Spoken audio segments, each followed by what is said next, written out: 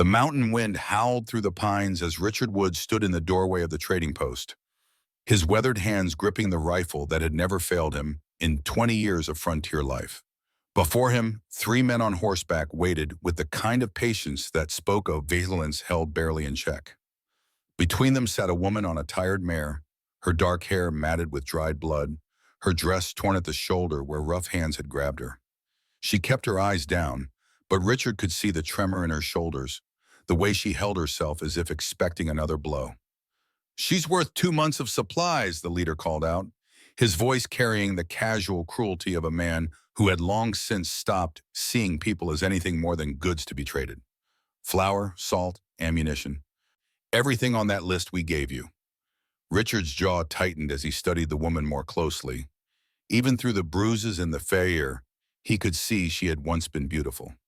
More than that, there was something in the set of her jaw, the way she held her spine straight, despite everything, that spoke of a spirit not yet broken. This was not a woman who belonged in chains. "I don't trade in people," Richard said, his voice carrying across the clearing with a kind of quiet authority that made smart men reconsider their choices. The leader laughed, a sound like gravel in a dry creek bed. "Everything's for trade out here, mountain man. You know that better than most. This here's Donna Wright, fresh widowed and owing more debts than she can pay. We're just helping her settle accounts." Richard's eyes never left the woman's face as she finally looked up at him. In her gaze, he saw not just fear, but a desperate hope that someone, anyone, might see her as more than a commodity. The bruise on her cheek was fresh, purple and swollen, and Richard felt something cold and dangerous settle in his chest. "She's not for trade," he said simply. The words hung in the air like the crack of a rifle shot, and Richard saw the way the three men shifted in their saddles, hands moving closer to their weapons. But he had faced down grizzlies and hostile war parties, had survived winters that killed lesser men, and he was not about to be intimidated by three thugs who preyed on widows.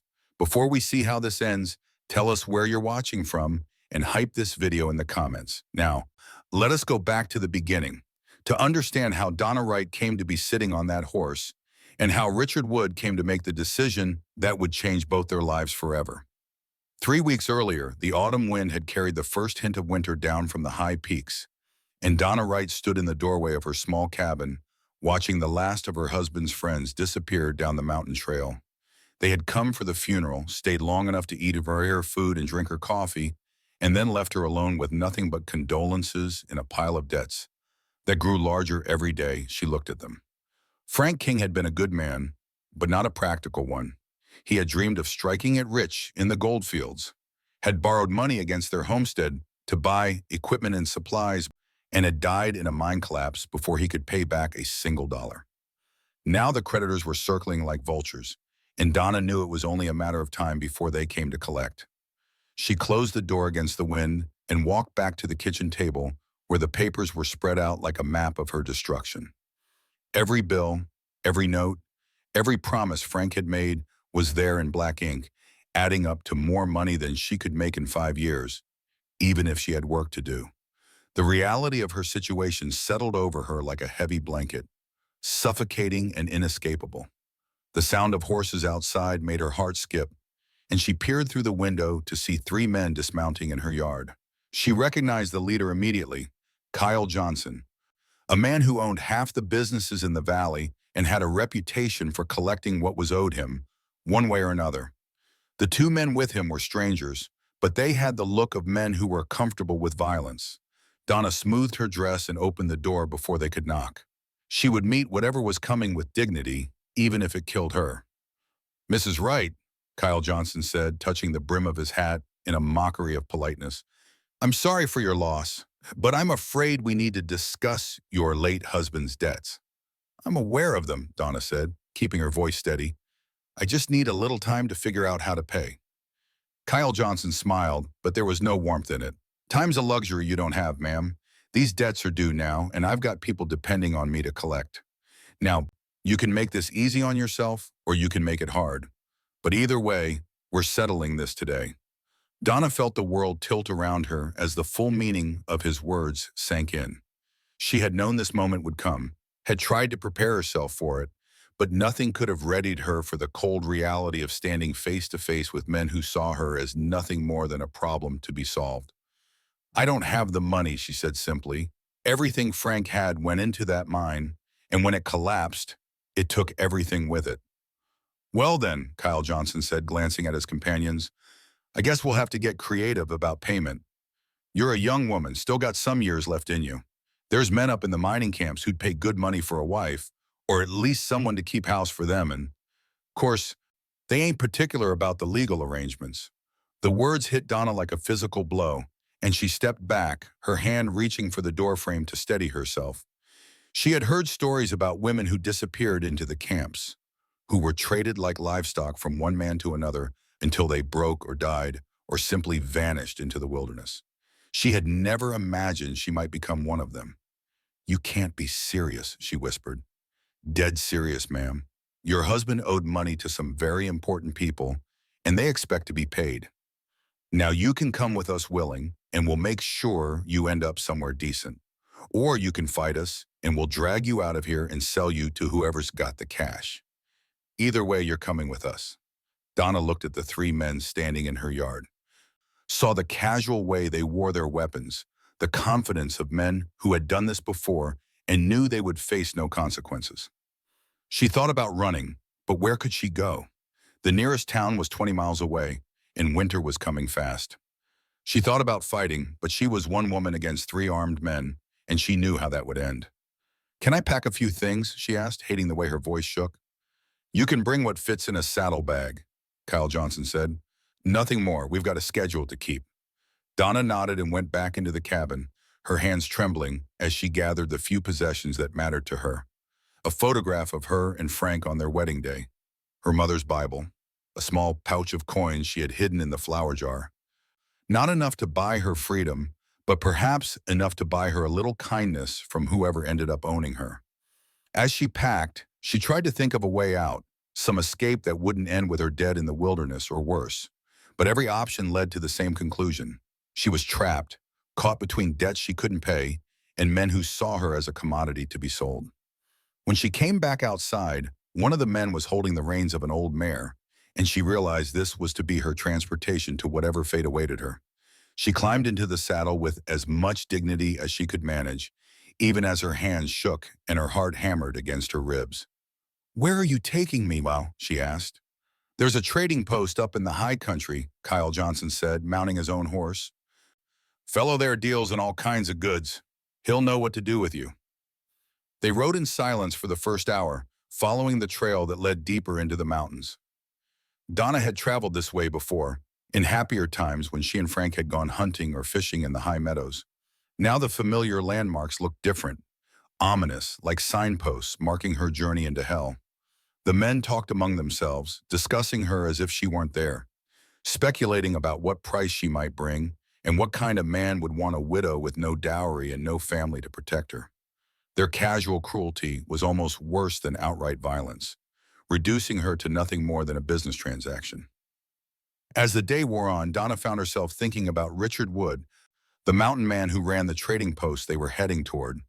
She had met him only once, years ago, when Frank had taken her to buy supplies before their first winter in the cabin. He had been polite but distant, a man who seemed more comfortable with the wilderness than with people. She remembered his eyes, pale blue and watchful, and the way he had moved with the quiet confidence of a man who feared nothing the mountains could throw at him. She wondered what he would think when Kyle Johnson offered to trade her for supplies. Would he see her as just another commodity, or would there be something in those watchful eyes that recognized her humanity?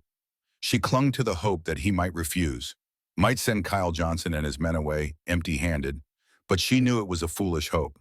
Men like Richard Wood survived by being practical, not sentimental. The sun was setting behind the peaks when they finally reached the trading post, a sturdy log building nestled in a clearing beside a fast-running creek. Smoke rose from the chimney, and warm yellow light spilled from the windows, making the place look almost welcoming. Donna knew it was an illusion, that this cozy scene would soon become the backdrop for her final humiliation. Kyle Johnson dismounted and walked to the door, his boots loud on the wooden porch. He knocked twice and waited, his hands resting casually on his gun belt. When the door opened, Donna saw Richard Woods silhouetted against the light, taller than she remembered, his broad shoulders filling the doorway.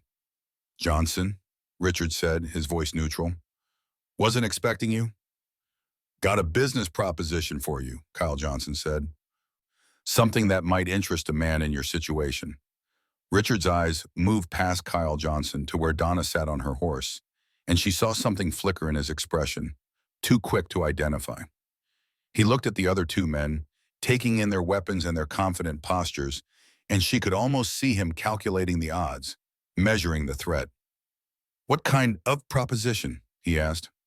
"The kind that involves fresh supplies for the winter and a woman to keep your bed warm," Kyle Johnson said with a laugh that made Donna's skin crawl. "This here's Donna Wright, Frank King's widow. She's got debts to pay and no way to pay them, so we're looking for someone who might be interested in a trade." Richard Woods stepped out onto the porch, and Donna could see him more clearly now. His face was weathered by years in the mountains, lined around the eyes from squinting into snow and sun. But there was something in his expression that gave her the first real hope she had felt since Kyle Johnson had appeared in her yard. He looked at her not like a man evaluating livestock, but like a man seeing another human being in distress. "She doesn't look like she's here by choice," Richard said quietly. Kyle Johnson shrugged. "Choice is a luxury she can't afford. Her husband left her with more debts than she can pay in a lifetime. We're just helping her find a way to settle accounts. By selling her like a piece of property? By finding her a situation where she can work off what's owed.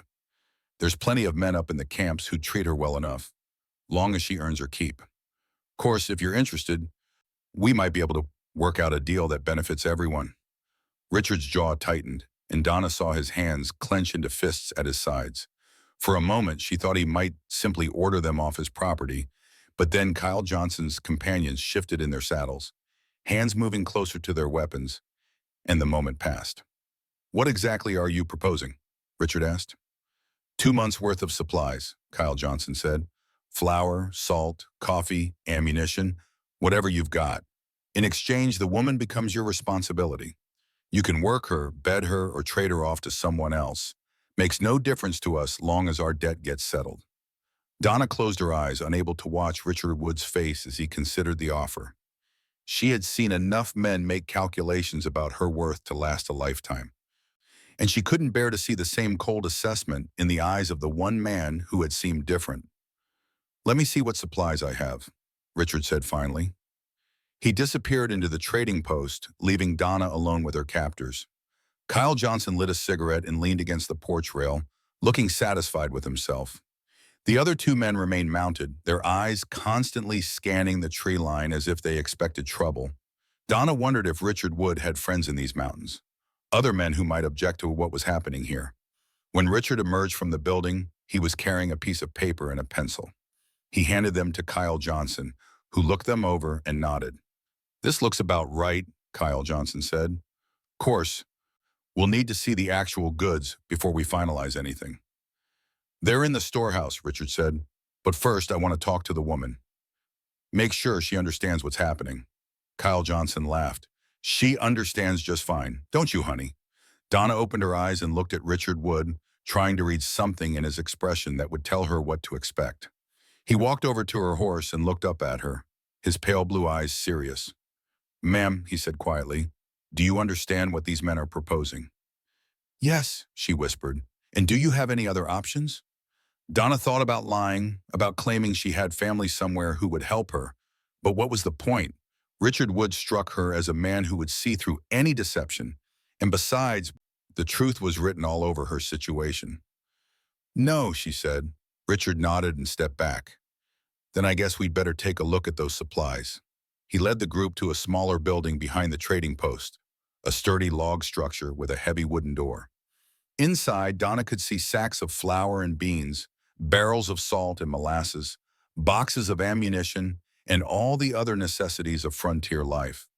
It was enough food and supplies to keep a man alive through the harshest winter, and she realized that her life had just been valued at the price of survival. Kyle Johnson walked through the storehouse, checking the quality of the goods and making notes on his paper. His companions remained outside, watching the tree line and occasionally glancing at Donna as if to make sure she wasn't planning to run. Not that she could have gotten far on foot in this wilderness, but men like these had learned not to take chances. "Everything looks good," Kyle Johnson said finally. "We've got a deal." He walked back to where Donna sat on her horse and reached up to take the reins from her hands. The casual way he touched her, as if she were already his property to dispose of, made her stomach turn.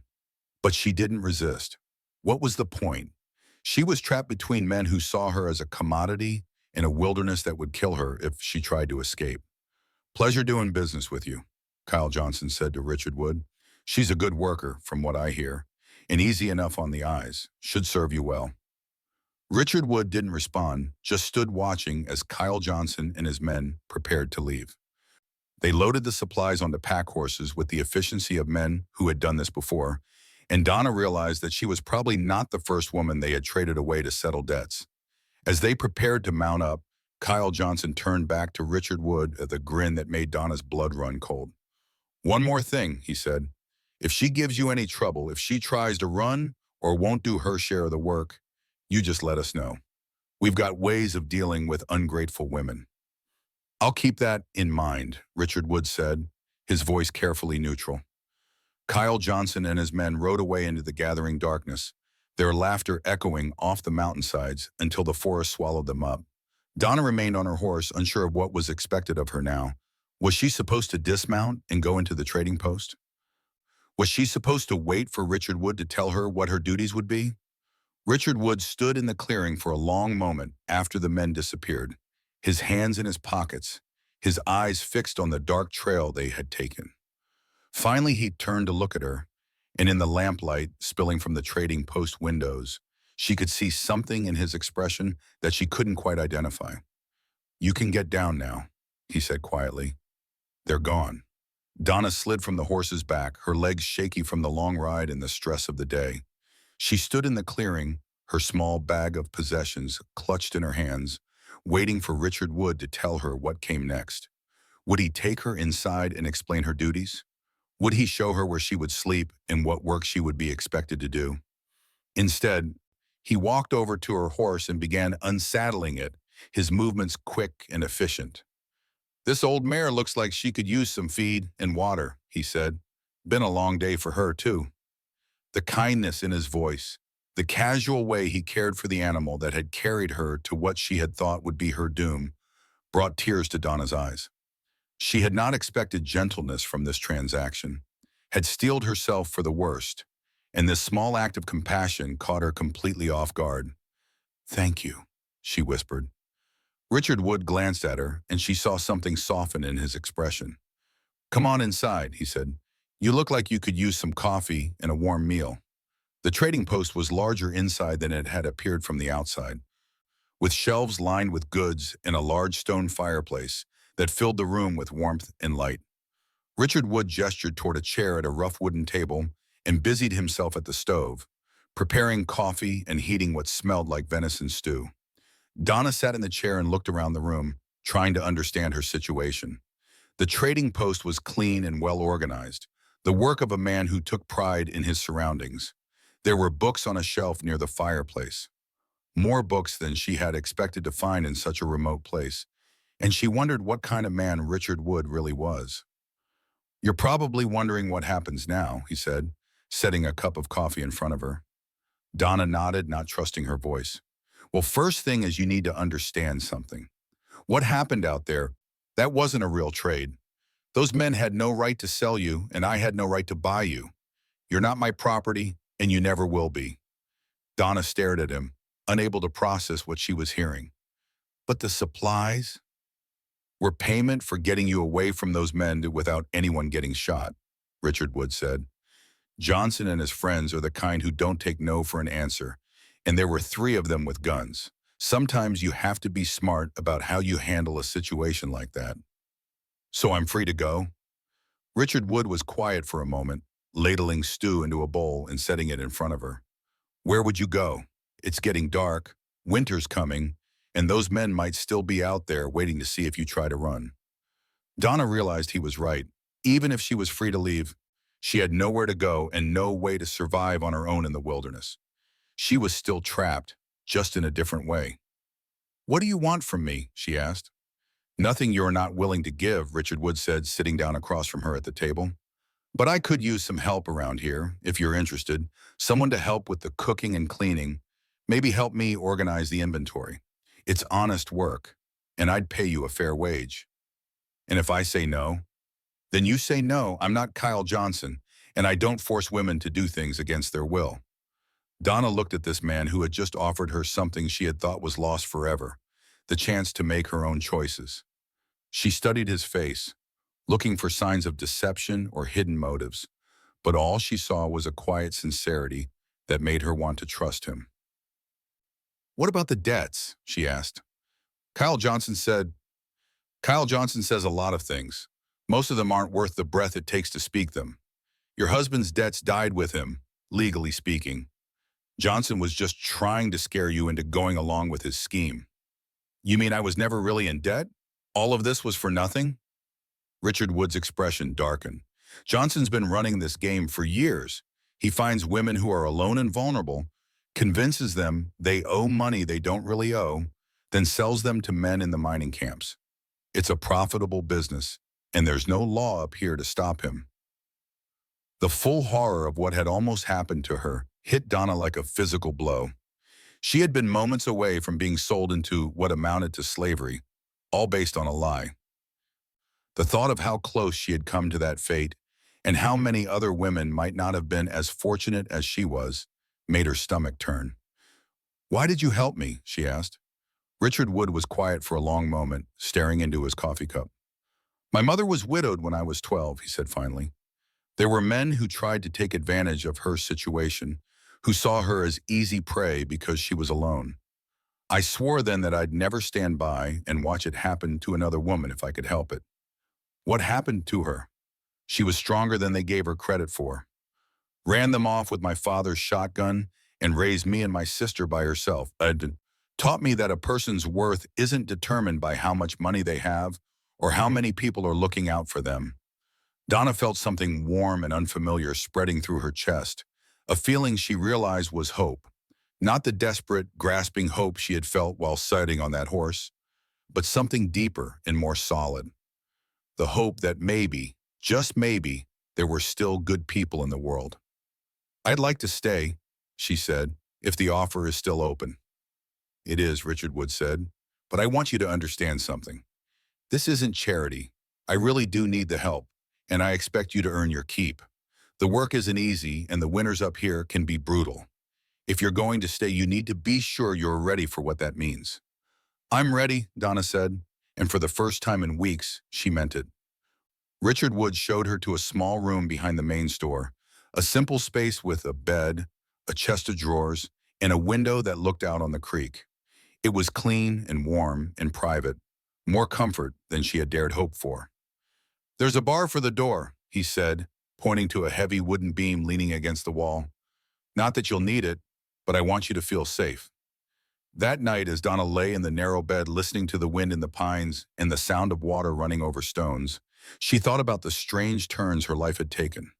This morning, she had been a widow facing an impossible situation. Tonight, she was a woman with a bum and a place to sleep, and a man who had shown her kindness when she had expected only cruelty. She thought about Frank, about the dreams they had shared and the debts that had never really existed.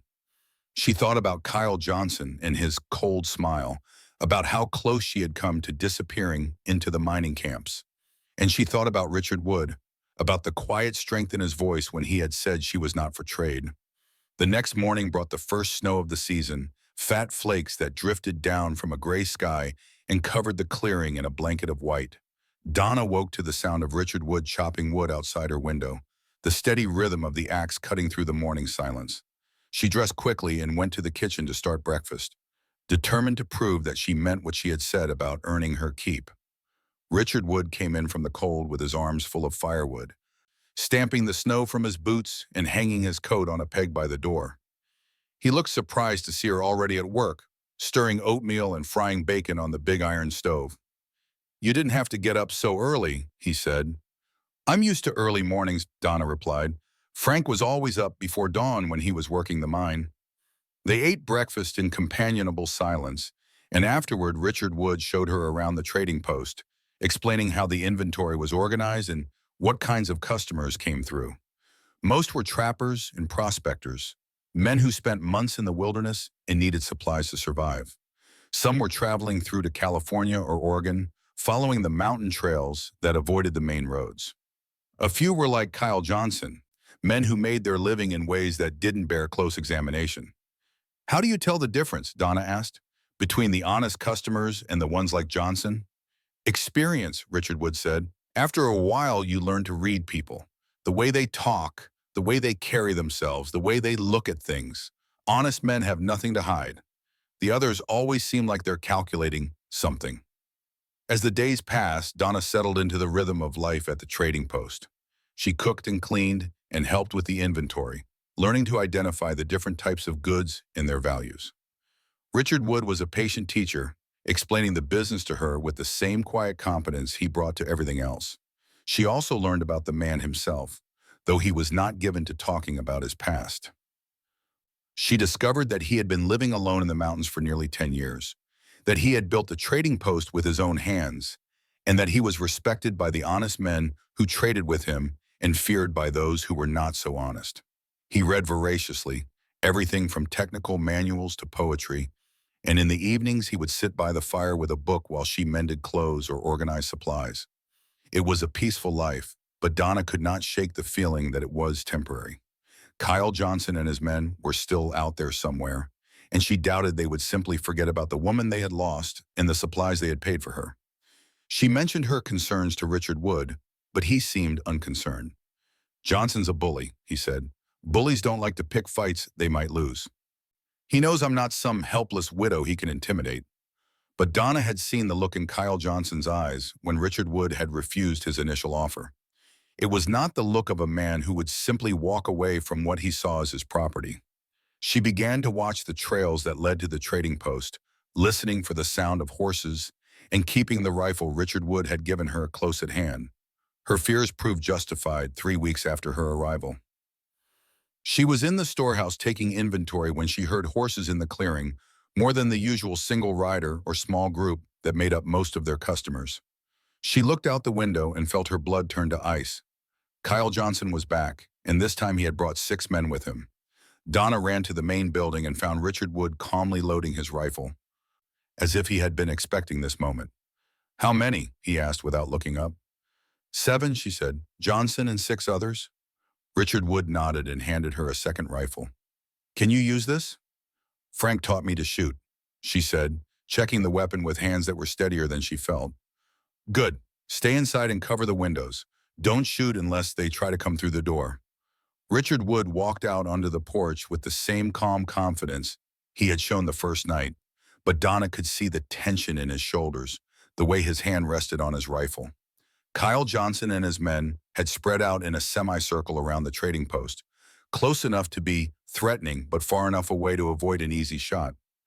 "Johnson," Richard Wood said, "I told you before, she's not for trade." "That was before you stole our property," Kyle Johnson replied. "We had a deal, and you broke it. Now we're here to collect what's ours. Your deal was with a woman who didn't belong to you in the first place. You had no right to sell her, and I had no obligation to honor a contract based on fraud." Kyle Johnson's laugh was ugly. "Fraud? That's a big word for a mountain man. Maybe you've been reading too many of those books. Out here, might makes right, and we've got more might than you do." "Maybe," Richard Wood said, "but I've got something you don't." "What's that?" "The high ground, good cover, and nothing to lose. You want to try to take her, you are welcome to try. But some of you aren't going to ride away from here." Donna watched from the window as the 7 men considered their options. She could see them calculating odds, measuring distances, trying to decide if what they wanted was worth the risk. Kyle Johnson's face was dark with anger, but she could see uncertainty in his eyes. "You can't stay holed up in there forever," Kyle Johnson called out. "Winter's coming, and you'll need supplies. Sooner or later, you'll have to come out." "Maybe," Richard Wood said, "but you'll have to wait and see, won't you? Question is, are you willing to spend the winter camped out here in the snow, waiting for me to make a mistake?" The standoff stretched on for what felt like hours but was probably only minutes. Donna could feel the tension building like the pressure before a thunderstorm. Everyone waiting for someone to make the first move. She kept her rifle trained on the window, ready to shoot if any of Johnson's men tried to circle around behind the building. Finally, Kyle Johnson seemed to reach a decision. He spurred his horse forward, stopping just outside rifle range, his voice carrying clearly across the clearing. "This isn't over," he called out. "We know where you are now, and we know she's here. We'll be back, maybe not today or tomorrow, but we'll be back. And next time, we'll bring enough men to make sure there's no discussion." "I'll be here," Richard Wood replied simply. Kyle Johnson wheeled his horse around and rode away, his men following. But Donna noticed that two of them split off from the main group, disappearing into the forest instead of following the main trail. She pointed this out to Richard Wood when he came back inside. "They're setting up a watch," he said grimly. "Johnson wants to know our routines when we're vulnerable. He's not giving up." "What do we do?" "We get ready for a siege," Richard Wood said. "Check all the ammunition, make sure we have enough food and water to last a while. And we don't go outside unless we absolutely have to." The next few days were tense and uncomfortable. Donna found herself jumping at every sound, every creak of the building settling or branch scraping against the roof. Richard Wood seemed calmer, but she could see the strain in his face, the way he checked and rechecked the rifles, the way his eyes constantly scanned the tree line. On the fourth day, their vigilance was rewarded. Donna was watching from the back window when she saw movement in the trees, a flash of color that didn't belong in the natural landscape. She called Richard Wood over, and together they watched as two men worked their way closer to the building, using the tree lines for cover. "They're trying to get close enough to set the place on fire," Richard Wood said. "Johnson figures if he can't take us alive, he'll settle for making sure nobody else gets us either." "What do we do?" "We remind them that this isn't as easy as they thought." Richard Wood opened the back window and took careful aim at a tree about 50 yards away. His rifle cracked and bark exploded from the trunk just inches from where one of the watchers was hiding. The man yelped and dove for better cover, and Richard Wood worked the bolt on his rifle and fired again, this time at a different tree. "Message delivered," he said with satisfaction. "They know we can see them, and they know we can hit what we're aiming at. That should make them think twice about getting too close." But Donna could see that the situation was unsustainable. They couldn't stay trapped in the trading post forever, and Kyle Johnson had made it clear he was willing to wait them out. Eventually, they would run out of supplies, or Johnson would bring enough men to overwhelm their defenses. They needed a different solution. "What if we left?" she asked. "Just packed up and went somewhere else?" Richard Wood shook his head. "This is my home. I built it with my own hands, and I'm not going to let Johnson drive me away from it. Besides, where would we go? Johnson has connections throughout these mountains. He'd find us eventually."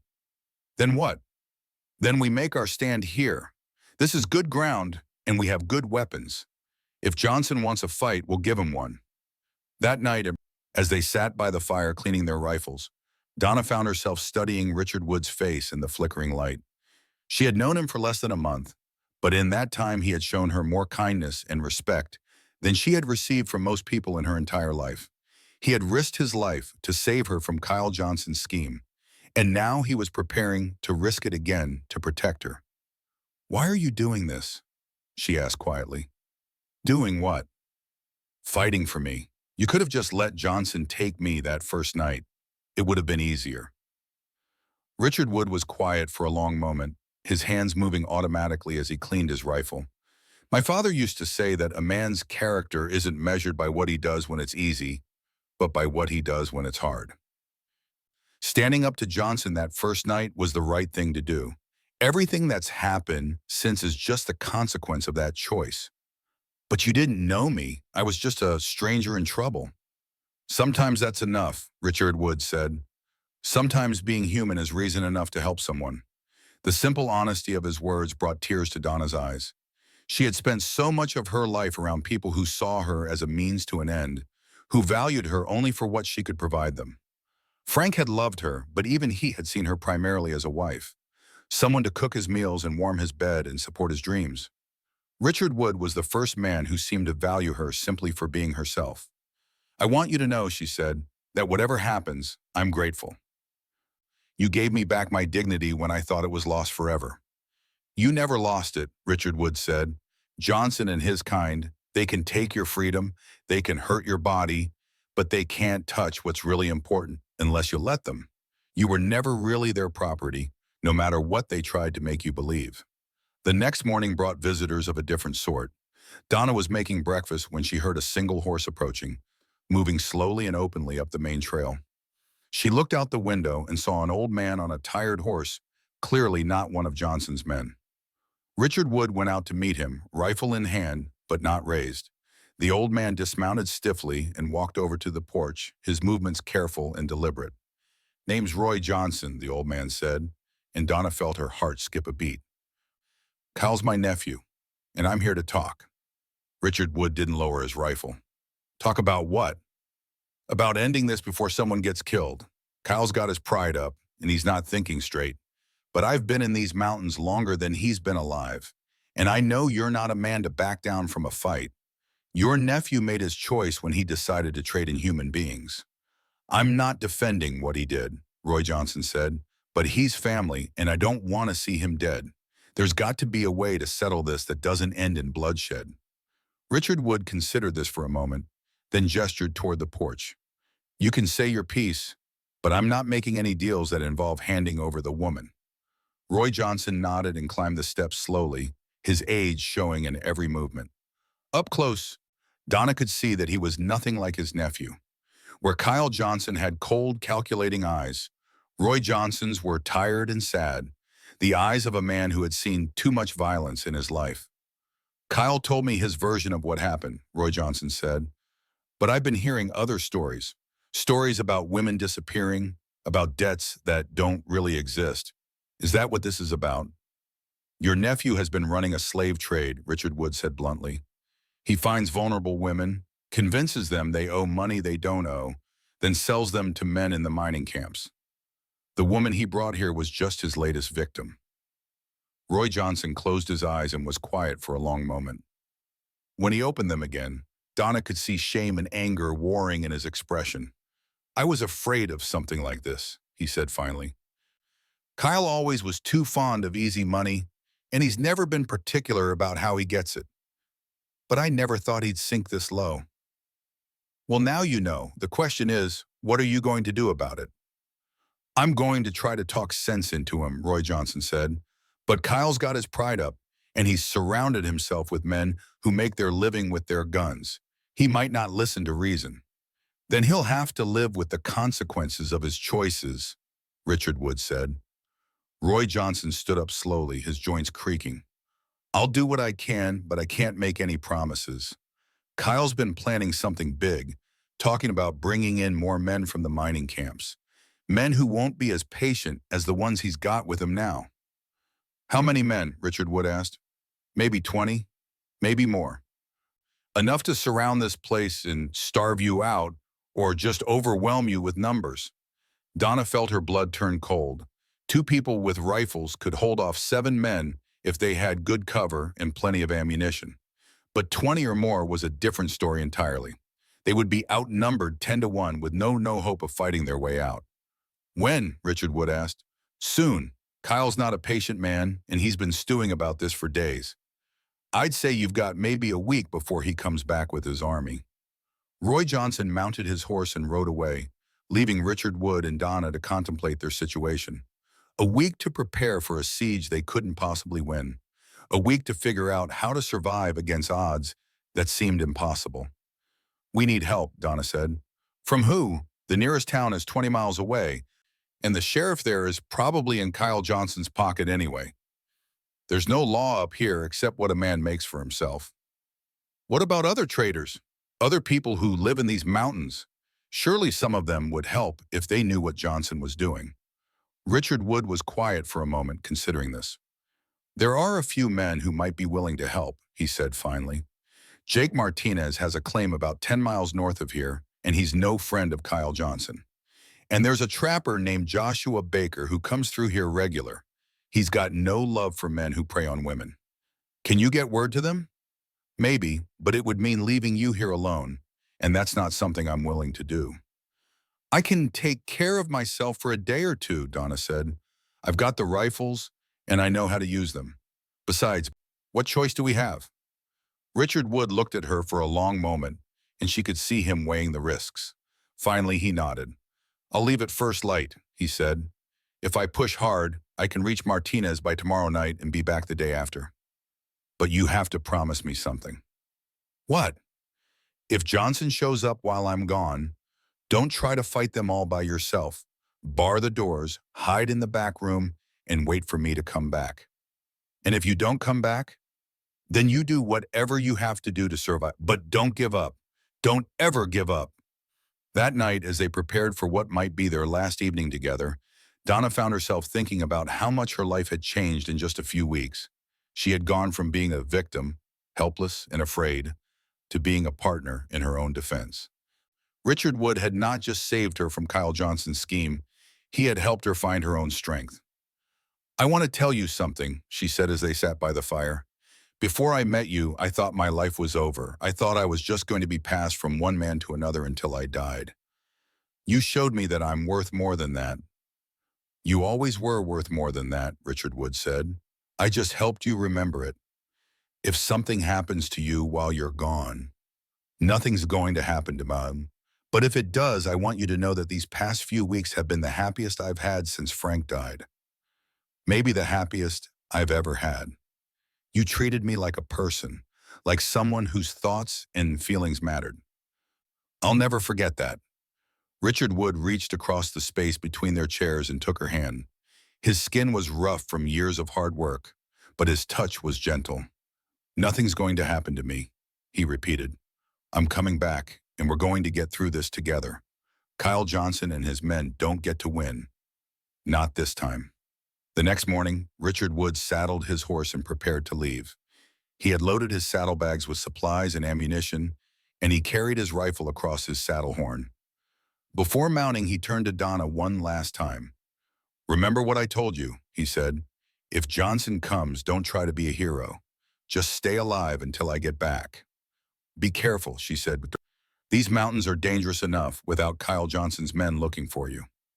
Richard Wood mounted his horse and rode out of the clearing, following a trail that led north into the high country.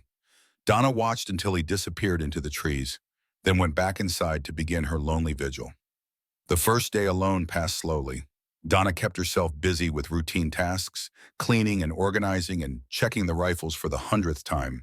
She had grown accustomed to Richard Wood's quiet presence, and the trading post felt empty and vulnerable without him. Every sound made her jump. Every shadow outside the windows could have been one of Kyle Johnson's men. The second day was worse. Donna found herself constantly watching the trails, listening for the sound of horse that might signal Richard Wood's return or Kyle Johnson's arrival. She had never realized how much noise the wilderness made. How many innocent sounds could be mistaken for approaching danger? On the third day, her worst fears were realized. She was in the kitchen preparing a simple meal when she heard horses coming up the main trail. Not the single horse that would signal Richard Wood's return, but multiple horses moving at a steady pace. She grabbed her rifle and ran to the front window, her heart hammering against her ribs. Kyle Johnson sat on his horse in the clearing, but this time he was not alone. Donna counted 15 men spread out in a rough circle around the trading post, all of them armed and looking eager for trouble. These were not the relatively civilized thugs Johnson had brought before.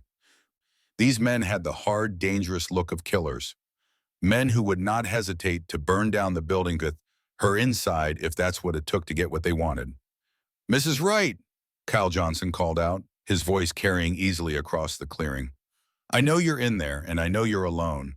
Your mountain man friend rode out 2 days ago, and my boys have been watching the trails. He's not coming back. Donna felt her blood turn to ice. Had they killed Richard Wood? Was he lying dead somewhere in the mountains while she waited for a rescue that would never come? Now you can make this easy on yourself, Johnson continued. Come out with your hands up and we'll discuss your situation like civilized people. Or you can make it hard and we'll come in and get you. Either way, you're coming with us. Donna looked around the trading post, calculating her options. The building was sturdy, But it wasn't a fortress. 15 men with enough determination could break down the doors or set the place on fire. She could hold them off for a while with the rifles, but eventually she would run out of ammunition or they would find a way inside.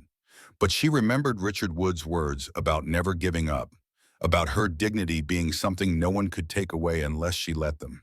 If she was going to lose this fight, she would lose it on her own terms. "Go to hell, Johnson," she called back, surprised by the strength in her own voice. Kyle Johnson's laugh was ugly. "Have it your way, sweetheart. Boys, burn it down." Donna watched in horror as several of the men dismounted and began gathering dry brush and deadfall, piling it against the walls of the trading post. They worked with the casual efficiency of men who had done this before, and she realized that this was probably how they had dealt with other people who had refused to cooperate with their schemes. She fired through the window, aiming for the men with the brush, but they scattered and took cover behind trees and rocks. Her shot had been more to make a point than to hit anything, and Kyle Johnson seemed to understand that. "That's the spirit," he called out, "but you can't hit all of us, and you can't stay in there forever. Sooner or later, the smoke's going to drive you out." Donna could smell the smoke already, acrid and sharp in the clear mountain air. The men had lit their brush piles, and orange flames were beginning to lick at the walls of the building. She had minutes, maybe less, before the trading post became a death trap. She grabbed her rifle and the small bag of possessions she had brought from her cabin, the same bag she had packed when Kyle Johnson first came for her. It seemed like a lifetime ago, but it had been less than a month. In that time, she had learned what it meant to be treated with respect, to be valued for who she was rather than what she could provide. She would not let Kyle Johnson take that away from her. The smoke was getting thicker now, and she could hear the crackle of flames spreading along the walls. She had to get out, but going through the front door would be suicide. There were too many men with guns waiting for her to show herself. Then she remembered the root cellar. Richard Wood had shown it to her during her first week, a small underground storage room accessed through a trapdoor in the floor of the storehouse. It had been dug into the hillside behind the building, with a hidden exit that emerged in the trees 50 yards away. If she could reach it without being seen, she might be able to escape into the forest. Donna crawled across the floor, staying below the windows as bullets began to shatter glass and splinter wood. Kyle Johnson's men were getting impatient, shooting at anything that might be a target. She reached the storehouse and found the trapdoor, pulling it open and dropping down into the cool darkness below. The root cellar was small and cramped, filled with barrels of preserved food and sacks of grain. But at the far end, just as Richard Wood had shown her, was a narrow tunnel that led to the hidden exit. Donna crawled through the tunnel on her hands and knees, her rifle clutched in one hand and her bag in the other. The exit was concealed behind a screen of brush and fallen logs, invisible unless you knew where to look. Donna pushed through the screen and found herself in the forest, 50 yards from the burning trading post. She could hear Kyle Johnson's men shouting as the flames spread, but none of them had thought to watch the back of the building. She had escaped, but now what? She was alone in the wilderness with winter coming fast, no supplies except what she carried, and 15 armed men hunting for her. Richard Wood might be dead, and even if he wasn't, she had no way to find him. Her situation was desperate, but at least she was free. Donna made her way deeper into the forest, following a game trail that led up the mountainside. She needed to put distance between herself and Kyle Johnson's men before they realized she had escaped. The smoke from the burning trading post would be visible for miles, a signal to anyone in the area that something was wrong. As she climbed, she found herself thinking about Richard Wood, about the quiet strength he had shown in the face of impossible odds. He had taught her that dignity was something that came from within, that no one could take it away unless she let them. She would honor that lesson, no matter what happened next. The sound of horses crashing through the underbrush behind her told Donna that her escape had been discovered. She could hear Kyle Johnson shouting orders, his voice carrying through the trees as his men spread out to search for her. She picked up her pace, following the game trail as it wound higher up the mountainside. But she knew she couldn't outrun mounted men for long. The trail led to a rocky outcropping that offered a view of the valley below. Donna could see the trading post burning like a torch in the clearing, orange flames reaching toward the gray sky. Smoke billowed up in a dark column that would be visible for miles, and she found herself hoping that someone would see it and come to investigate. But hope was a luxury she couldn't afford. Kyle Johnson's men were getting closer, their voices echoing off the rocks as they followed her trail. She needed to find a place to make a stand, somewhere she could use her rifle to keep them at bay until what? Until Richard Wood came back from the dead? Until the cavalry arrived? She was fooling herself, and she knew it. Then she heard something that made her heart skip with hope. The sound of a rifle shot, sharp and clear in the mountain air, but coming from the wrong direction. Not from behind her where Johnson's men were searching, but from the valley below. And then another shot, and another, the measured pace of someone who knew how to use a rifle and wasn't wasting ammunition. Donna worked her way to the edge of the outcropping and looked down into the valley. What she saw made her want to cry with relief. Richard Wood was there, along with two other men she didn't recognize, and they were engaged in a running gun battle with some of Kyle Johnson's men who had stayed behind to guard the horses. Richard Wood had kept his promise. He had come back for her and he had brought help, but the situation was still desperate. Johnson had split his men into two groups, some chasing her up the mountain and others fighting Richard Wood in the valley. Even with help, Richard Wood was outnumbered, and Donna was still trapped on the mountainside with armed men closing in on her position. She heard voices getting closer and turned to see three of Johnson's men working their way up the trail toward her position. They moved carefully, using the trees for cover, but they were making steady progress. In a few minutes, they would reach the outcropping, and then she would be trapped with nowhere to run. Donna checked her rifle and found a good position behind a large boulder. She had maybe 6 shots before she would need to reload, and 3 men to stop.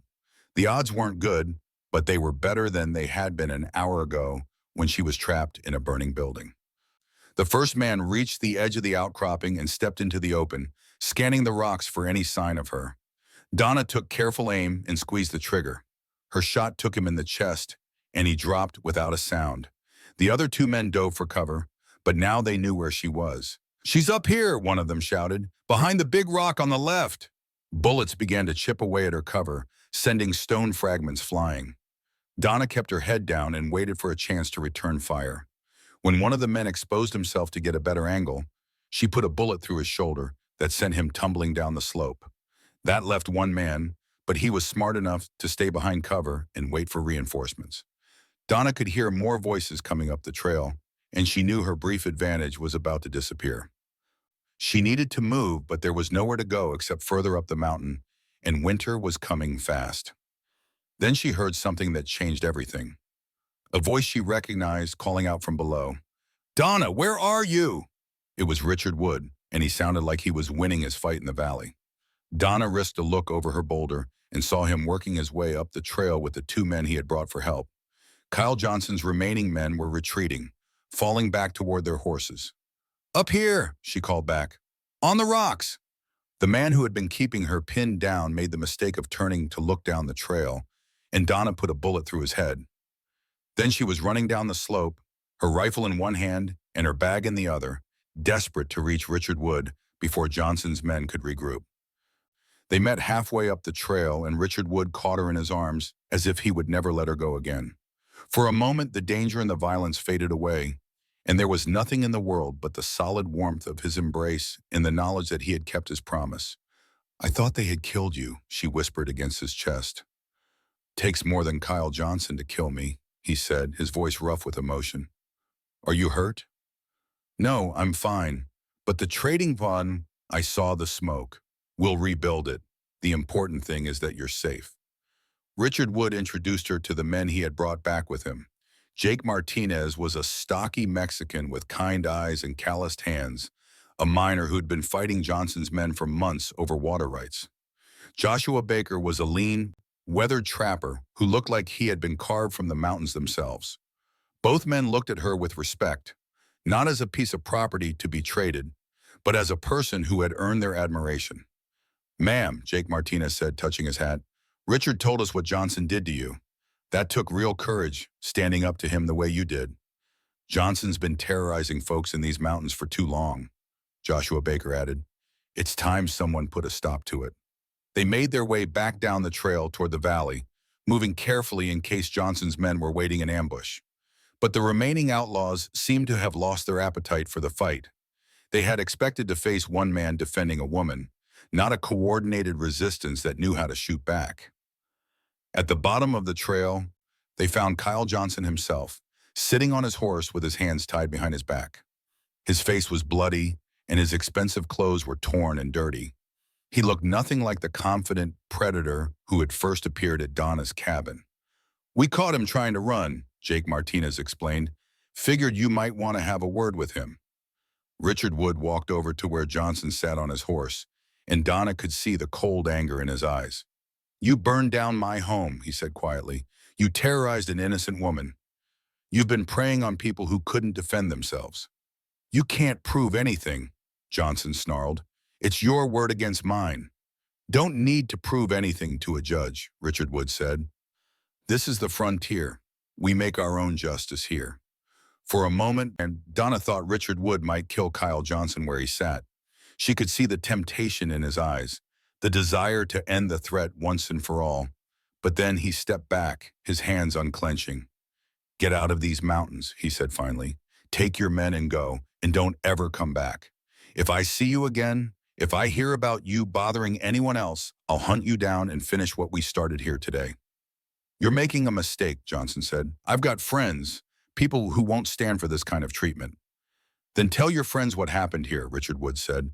"Tell them what happens to men who trade in human beings. Maybe they'll think twice before they follow in your footsteps." They cut Johnson's bonds and watched him ride away with the remnants of his gang. 6 men who had started the day thinking they were going to collect an easy prize and ended it bloody and defeated. Donna felt a fierce satisfaction as she watched them disappear down the mountain trail. They had underestimated her, underestimated Richard Wood, and underestimated the basic human decency that still existed in these mountains. Jake Martinez and Joshua Baker helped them salvage what they could from the burned trading post. Much of the building was destroyed, but the stone foundation was intact, and some of the goods in the storehouse had survived the fire. It would take months to rebuild, but it could be done. "You'll need a place to stay while you're rebuilding," Jake Martinez said. "My cabin's not much, but it's got a good roof and a warm stove. You're welcome to share it for as long as you need." "I've got a place too," Joshua Baker added. "Up in the high country. Good hunting, plenty of game. Might be safer than staying down here in the valley, at least until word gets around about what happened to Johnson." Richard Wood looked at Donna, and she could see the question in his eyes. They had been through so much together, had faced death and emerged stronger for it. But what came next? Where did they go from here? "What do you want to do?" he asked her. Donna looked around at the ruins of the trading post, at the men who had risked their lives to help them, at the mountains that had become her home. A month ago, she had been a helpless widow facing an impossible situation. Now she was a woman who had fought for her freedom and won. She was not the same person who had sat on that horse waiting to be traded like a piece of property. "I want to rebuild," she said. "This is our home now, and I'm not going to let Kyle Johnson drive us away from it." Richard Wood smiled, the first real smile she had seen from him since the day they met. "Our home? If you'll have me," she said, "not as hired help or as payment for a debt, but as a partner, someone who chooses to be here because she wants to be." "I can't think of anything I'd like more," Richard Wood said. They spent the next several days planning the reconstruction of the trading post.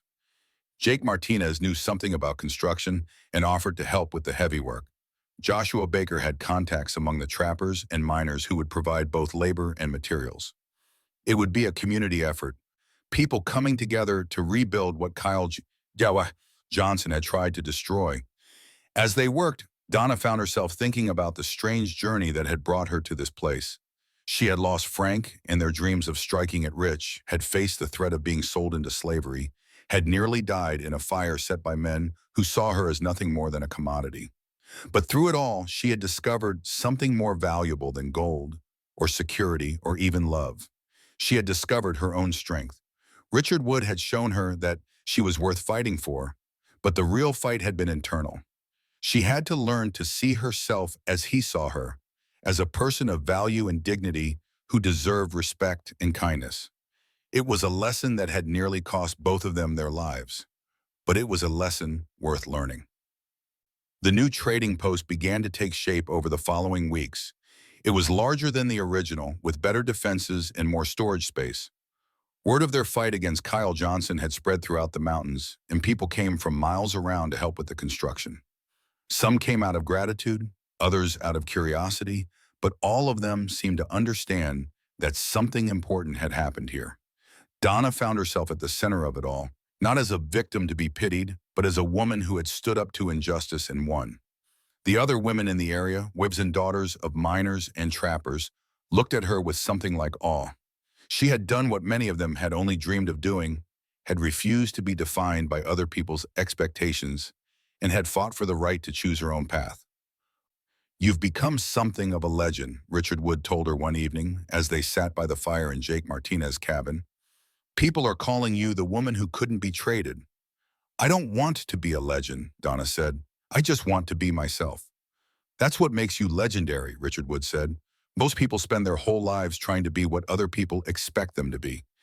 You decided to be yourself, and you were willing to fight for that right." As winter settled over the mountains, Donna and Richard Wood moved into the partially completed trading post.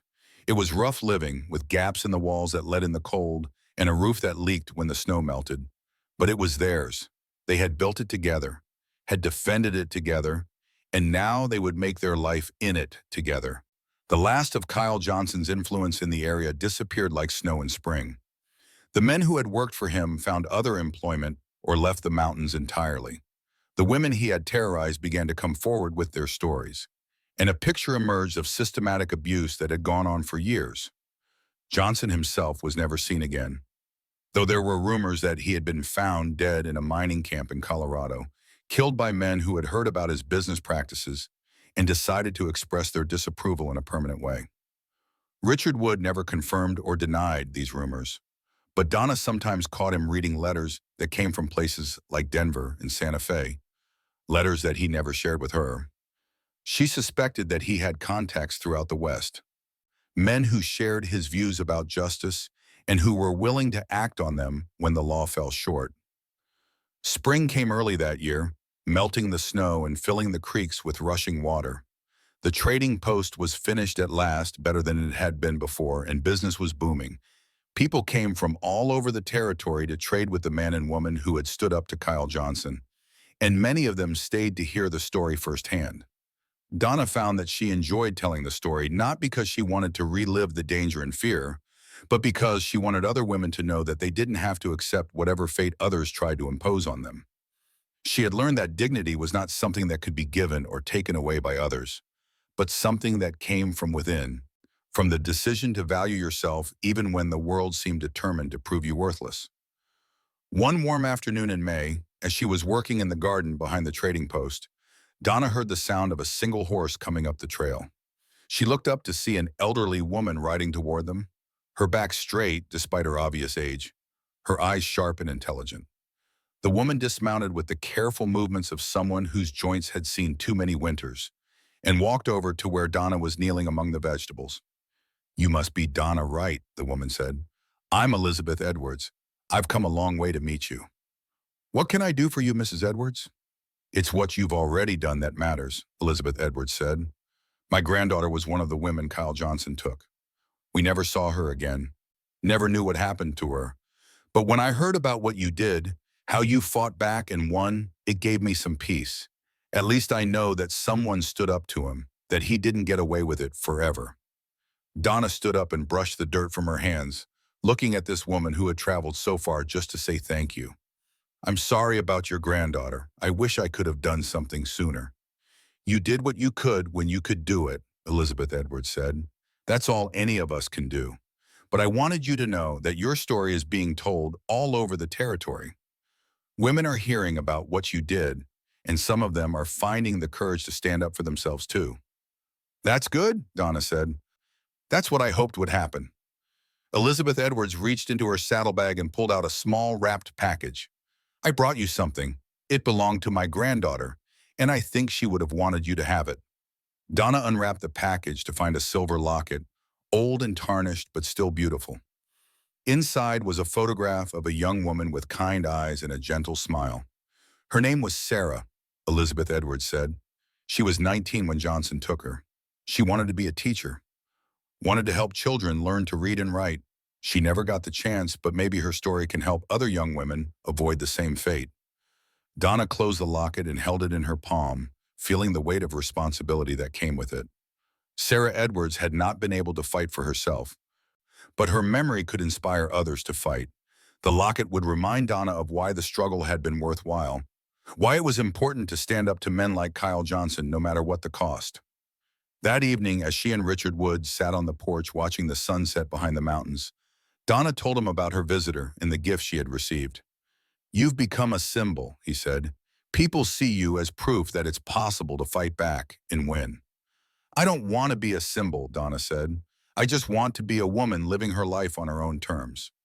"Sometimes those are the same thing," Richard Wood said. "The best symbols are the ones who never set out to be symbols at all." They sat in comfortable silence as the stars came out, each lost in their own thoughts about the strange journey that had brought them together. Donna thought about Frank and the dreams they had shared, about Kyle Johnson and the nightmare he had tried to impose on her, about Richard Wood and the quiet strength that had saved her from both the past and the future she had feared. She thought about the women who would hear her story and find the courage to stand up for themselves, about the men who might think twice before preying on the vulnerable, about the children who would grow up in a world where dignity was not negotiable. The mountains were quiet around them, peaceful in a way they had not been when Kyle Johnson was spreading his poison through the territory. But Donna knew that the peace was fragile, that there would always be men like Johnson who saw other people as commodities to be exploited. The fight for dignity and respect was not a battle that could be won once and forgotten, but a war that had to be fought over and over again by each generation in its own way. "What are you thinking about?" Richard Wood asked. "The future," Donna said. "About the kind of world we're building here." "What kind of world is that?" "One where a woman's worth isn't determined by what she can provide to men, but by who she is as a person. One where dignity isn't something that can be bought and sold, but something that belongs to everyone by right of being human." Richard Wood reached over and took her hand, his fingers warm and strong in the cool mountain air. "That sounds like a world worth fighting for."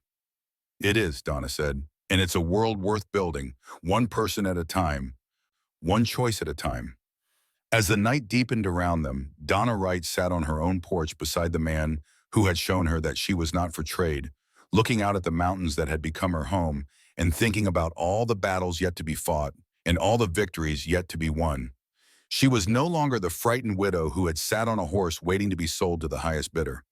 She was a woman who had discovered her own worth and was determined to help others discover theirs.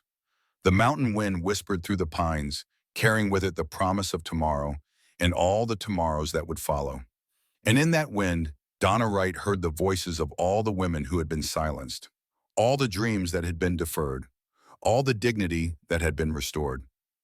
Her story was their story now, and their story was the beginning of something larger than any of them had dared to imagine. She was not for trade, and neither was anyone else. That was the lesson Kyle Johnson had learned too late, and the lesson that would echo through these mountains long after all of them were gone. In a world that too often reduced people to their utility, Donna Wright had insisted on her humanity, and in doing so, she had reminded everyone around her of their own.